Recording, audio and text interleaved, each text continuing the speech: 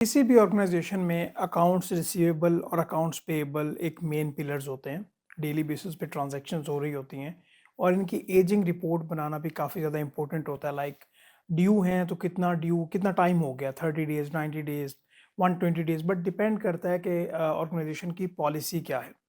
तो आज एक्चुअली हम ये सीखेंगे कि कैसे हमने एजिंग रिपोर्ट बनानी है और उसको ऑटोमेट कैसे करना है। दो तरीक़ाकार होंगे, एक तो पिवट टेबल के थ्रू और दूसरा पावर क्वेरी के थ्रू। तो एक बड़ा ही इन्फॉर्मेटिव सेशन ये आपके लिए होगा और जहाँ पे भी आप अपनी सर्विसेज प्रोवाइड कर रहे हैं तो आपको ये ज़रूर वैल्यू मिलेगी। तो अकॉर्डिंगली स्टार्ट करते हैं। ट्यूटोरियल आपको प्रैक्टिस फाइल डिस्क्रिप्शन में मिल जाएंगी एंड मेक श्योर अगर आप इस तरह के फर्दर ट्यूटोरियल चाहते हैं तो डिस्क्रिप्शन में कमेंट्स में बताया भी करें कि इन पे आप बनाएं और फर्दर आप हमारे चैनल को भी सपोर्ट कीजिएगा, लाइक कीजिएगा। Thank you so much. Start करते हैं।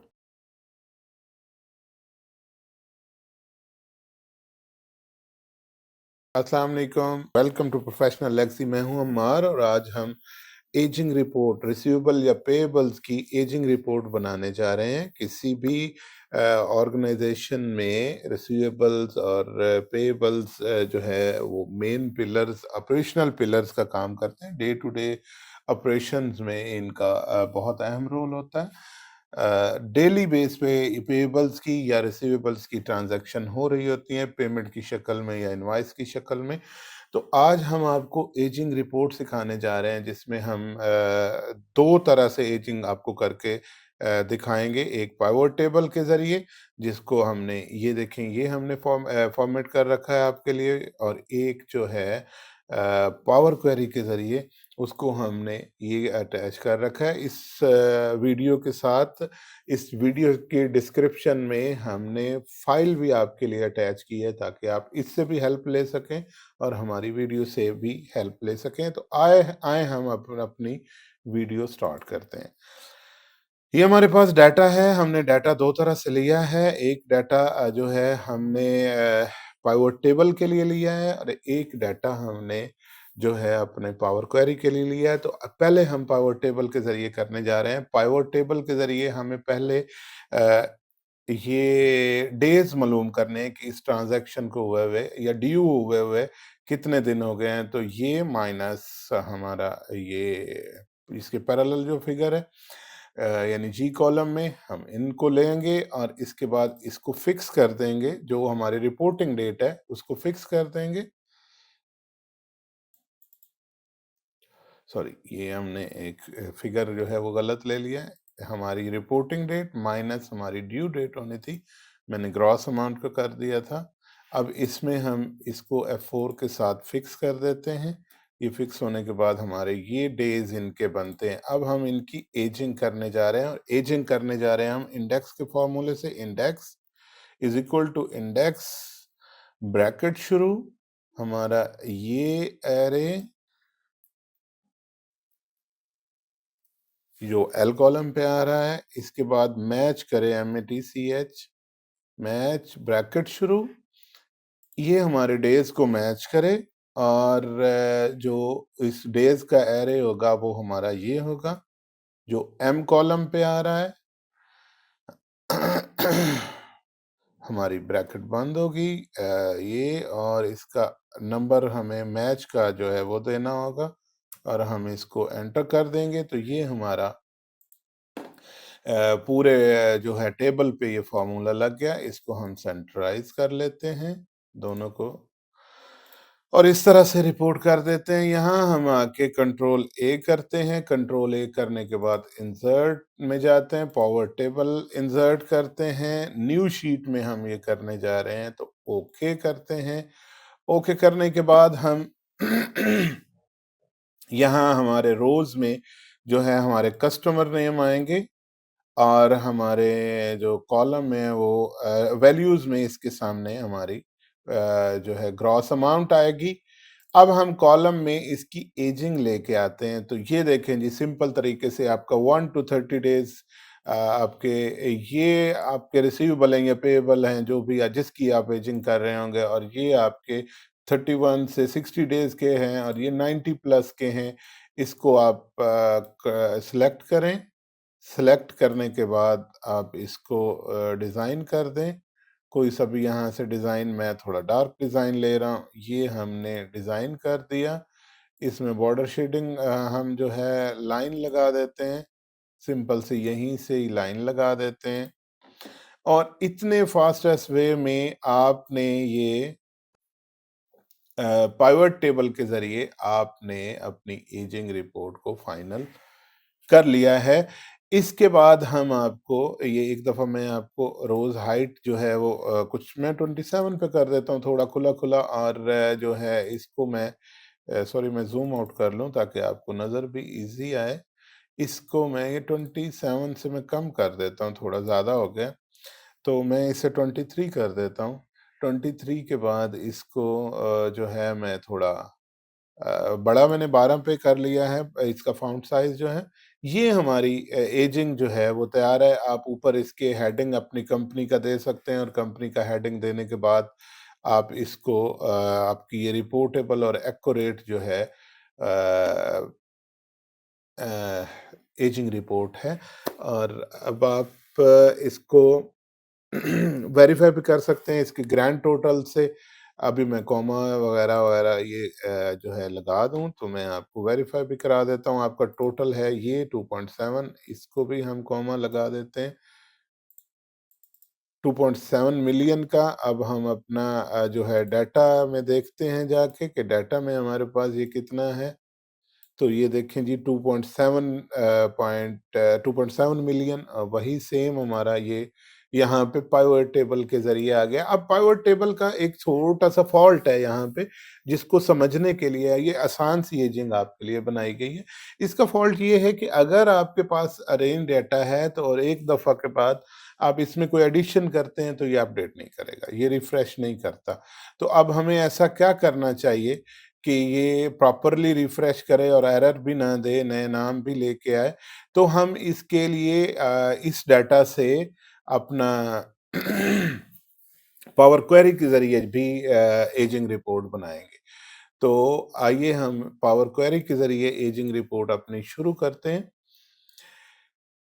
हम यहाँ डाटा में आए हैं, डाटा के बाद हम ये पावर क्वेरी का सेक्शन है ये वाला। यहाँ से ये गेट एंड ट्रांसफर डाटा जो है, यहाँ से फ्रॉम द टेबल हम करते हैं। ये अपलोड हो रहा है डाटा, ये अभी पावर क्वेरी ओपन कर देगा। इसके एक्सेल की तरह ही फॉर्मेट होते हैं। एक तरफ ये अपनी आपकी क्वेरीज को नोट करता है कि आप कौन सी शीट पे काम कर रहे हैं। इस वक्त ये मेरे पास जिस तरह एक्सेल में शीट्स होते हैं मल्टीपल, इसी तरह ये यहाँ भी अपनी क्वेरीज की इस तरफ क्वेरीज को नोट करता रहता है और ये वाली इसकी सारी सेटिंग को नोट करता है कि आपने क्या क्या चेंजेस किए हैं। अब हमारे पास एक टारगेटेड पहले जो है हमारे पास एक टारगेटेड होनी चाहिए जो टारगेट होना चाहिए कि हमने करना क्या है। तो हम एजिंग रिपोर्ट करने जा रहे हैं। एजिंग रिपोर्ट में हम क्या करेंगे कि हमें सर्टेन डेज हमने डिफाइन किए हुए हैं कि 30 डेज में ये 30 डेज से ये ड्यू है, 60 डेज से ये ड्यू है, 90 डेज से ये ड्यू है और 90 प्लस डेज से ये ड्यू है। तो अब हमें उसके लिए पहले ही हमने जो है उस डाटा को एक्सेल से एक्सट्रैक्ट किया कर लिया है। तो अब इसको अब ट्रांसफॉर्म करने के लिए हम आगे बढ़ रहे हैं। हमें क्या-क्या चाहिए यहाँ पे? हमें जो है कस्टमर नेम चाहिए। अब उसके यहाँ ये चेंज सेक्शन हम कर देंगे। कस्टमर नेम चाहिए हमें, हमें ड्यू डेट चाहिए और हमें ग्रॉस अमाउंट चाहिए। अब हम राइट क्लिक करते हैं, रिमूव अदर कॉलम कर देते हैं। ये वाले कॉलम ये रिमूव कॉलम करेंगे तो इन्हीं को रिमूव कर देगा, क्योंकि अब हमें ये चाहिए तो हम रिमूव अदर कॉलम कर देते हैं। ये रिमूव अदर कॉलम कर देगा। अब हमें इसके साथ जो है एक कॉलम चाहिए जो इसकी एज को डिफाइन करे। तो पहले हम इसके ये जो डेट है इसको ठीक कर देंगे और यहाँ सिर्फ डेट को लाएंगे। अब यहाँ हम क्लिक करेंगे तो हमारे पास ऐड कॉलम में तो ये हमारे पास यहाँ से हम इसकी एज कैलकुलेट करेंगे। ये इसने एज कैलकुलेट कर ली है। बहुत ही ईज़ी की है। अब मैं इसे एक दफ़ा डिलीट कर देता हूँ या रिमूव कर देता हूँ और उसके बाद फिर इसमें यहाँ पे क्लिक करके ये देखें हम हैं ऐड कॉलम में। ऐड कॉलम के बाद हम इसकी एज को कैलकुलेट करते हैं। तो एज कैलकुलेट होने के बाद ये पोजीशन हमारे पास जो है वो होल आ गई है। हम होल नंबर कर देते हैं। ये हम कि ये ट्रांजैक्शन इतने-इतने दिनों से ओवरड्यू हैं। इसके बाद हम नेक्स्ट स्टेप की तरफ जाते हैं। नेक्स्ट स्टेप में अब हमें क्या इसमें से नहीं चाहिए, तो हमें ड्यू डेट नहीं चाहिए। इस वक़्त हमारे पास हमारे डेज़ आ गए हैं, तो हम इसको रिमूव कर देते हैं। ये डेट हमारी रिमूव हो गई, हमारे 3 कॉलम रह गए। नेक्स्ट हमें क्या चाहिए? अब हमें कंडीशनल कॉलम चाहिए कि क्या-क्या कंडीशन इन पे अप्लाई होती हैं। तो इसके साथ ये हम कंडीशनल कॉलम में जाएँगे। कंडीशनल कॉलम को हमने क्लिक किया है। क्लिक करने के बाद ये सेम जो एक्सेल में हम इफ का फॉर्मूला लगाते हैं, सेम वो वाली जो है कैफियत है। यहाँ हम लिखेंगे एजिंग, एजिंग और ये हमारे कॉलम का नाम भी बन जाएगा। तो इफ में अगर हम कहते हैं एज वाला कॉलम, ये लेस देन है 30 से, फर्ज किया 30 से, तो आउटपुट क्या हो? ये लिखे नॉट ड्यू, नॉट ड्यू। ठीक है जी।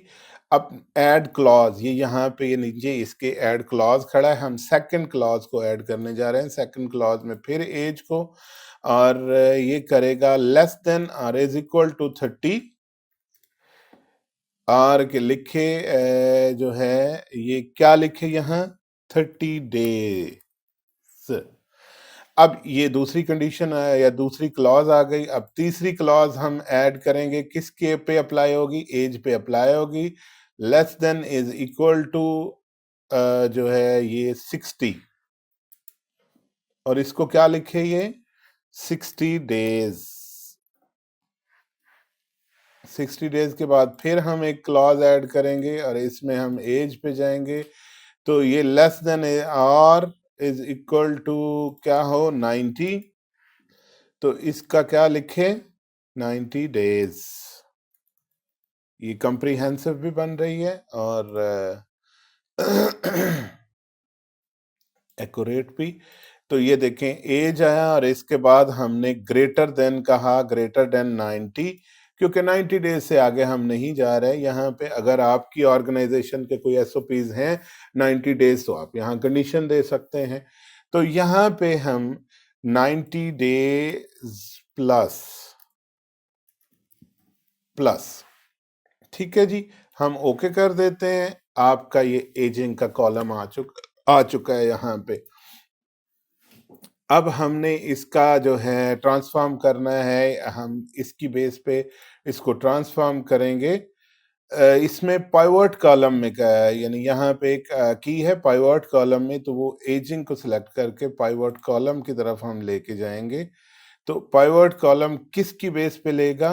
ग्रॉस अमाउंट की बेस पे। तो हम इसको ग्रॉस अमाउंट की बेस पे इसको पाइवट कर देंगे। ये देख लें जी, ये आपकी एज आ रही थी। अगरचे आप इसमें एज ना लें, यहाँ से डिलीट भी कर सकते हैं, यानी ये रिमूव कर दें तो भी ये कोई नहीं, इससे ठीक होगा। अब हम इसको अरेंज कर लेते हैं। पहले हमारे आएगा, पहला कॉलम होगा नॉट ड्यू का, हम यहाँ नॉट ड्यू ले आएंगे। फिर उसके बाद हमारा कॉलम होगा 60 डेज का। अगर 30 का होता तो 30 डेज का आता, 60 का है तो 60 का आ रहा है। फिर हमारा 90 डे का कॉलम होगा और देन हमारे पास ये जो है 90 डेज प्लस का कॉलम होगा। ठीक है जी। तो इसके बाद हम ये करेंगे कि यहाँ हम कर्सर को रखेंगे, कंट्रोल ए करेंगे। कंट्रोल ए करने के बाद हम इसमें राइट क्लिक करेंगे। सॉरी, ये हम इन कॉलम्स को सिलेक्ट कर लेते हैं और इसमें राइट क्लिक करते हैं। राइट क्लिक करने के बाद हमने यहाँ पे जो है रिप्लेस करना है। रिप्लेस वैल्यू को करना है। किसको करना है? नल को रिप्लेस कर रहे हैं, क्योंकि जब हमारे पास डिजिट होंगे तो जब हमारे पास कुछ लिखा होगा तो हम आगे जब इसको डाटा को ले जाएंगे, अगर नल के साथ ले जाएंगे तो आपके सम जो है टोटल वो आपकी ठीक नहीं करेगा। तो नल को हम 0 से रिप्लेस कर देते हैं और इसको ओके कर देते हैं। ये लें जी, आपका नल जो है वो 0 से रिप्लेस हो चुका है। अब 0 से रिप्लेस होने के बाद हम एक कॉलम इस यहाँ पे ऐड करना चाहते हैं, जो कि टोटल की रिपोर्ट को करेगा। तो हम कस्टम कॉलम को क्लिक करते हैं। यहाँ कस्टम की जगह हम लिखते हैं टोटल। टोटल, इस कॉलम का नाम टोटल होगा। तो इस इज इक्वल में यहाँ इज इक्वल के बाद इसको डबल क्लिक करते हैं, प्लस का साइन लगाते हैं, फिर डबल नेक्स्ट को डबल क्लिक करते हैं, प्लस का साइन करते हैं, फिर डबल क्लिक करते हैं, फिर प्लस का साइन करते हैं, एंड देन लास्ट को डबल क्लिक करते हैं और प्लस का साइन लगाते हैं, ओके कर देते हैं। ये आपके टोटल्स को जो है यहाँ पे, सॉरी, ये 1 2 3 4, ये प्लस का साइन है तो इस वजह से नहीं आ रहा था, ओके कर देते हैं। ये आपका टोटल का कॉलम आ गया है। अब आप देखें तो आपका डिजायर्ड जो है आपने फ्रेम कर लिया है कि ये आपकी डिजायर्ड एजिंग रिपोर्ट है। ठीक है जी, अब हम इसको यहाँ पे क्लोज एंड लोड जो है कर देते हैं। ये क्लोज एंड लोड हो रहा है।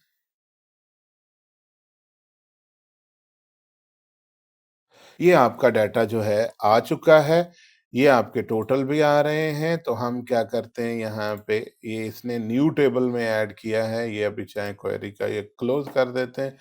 इस पे हम होम में जाके इस पे रोज इंसर्ट कर देते हैं ताकि थोड़ा सा हम इसको फॉर्मेट कर सकें, और इसका साइज थोड़ा बढ़ा लेते हैं आपको विजिबल हो। यहाँ हम अभी इसकी पे टेबल क्योंकि अप्लाई हुआ है तो इसके टेबल को हम टेबल डिजाइन को नील कर देते हैं। ये आपका नील का है क्योंकि हमने यहाँ नीचे भी टोटल को ऐड करना है। टोटल, ये आपका टोटल लग गया जी। ये आपका, अब हम इसको सिलेक्ट करते हैं कंट्रोल ए करके, इसके टेबल को डिज़ाइन कर देते हैं। डिज़ाइन यहाँ से सिंपल सा ले लेते हैं ताकि फास्ट वे में ही आपका डिज़ाइन हो जाए। और अब हम इनकी रोज़ को थोड़ा सा बड़ा कर लेते हैं और हम इसको जो है रोज़ हाइट को हम 23 ले जाते हैं और ये आपको ओके कर देते हैं। ओके करने के बाद हम इसमें कॉमास लगा देते हैं ताकि फिगर अच्छे तरीके से नज़र आए।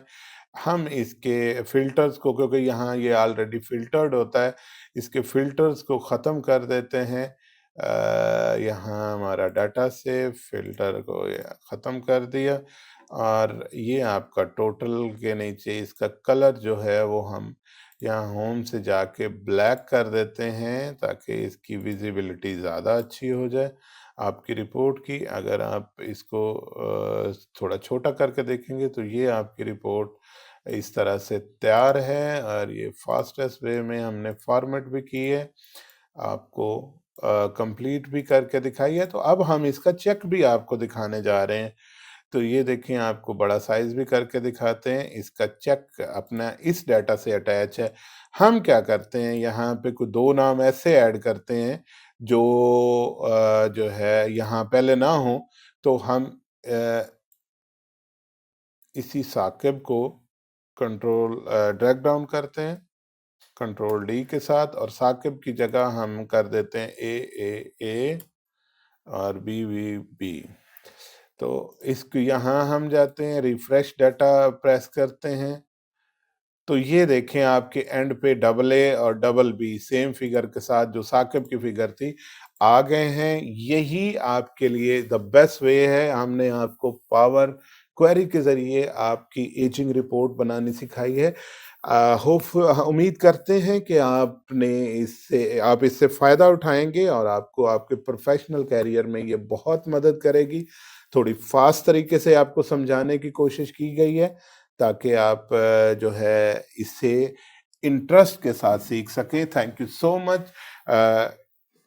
इस वीडियो को लाइक करें, चैनल को सब्सक्राइब करें और हमें इजाज़त दें। अल्लाह हाफ़िज़।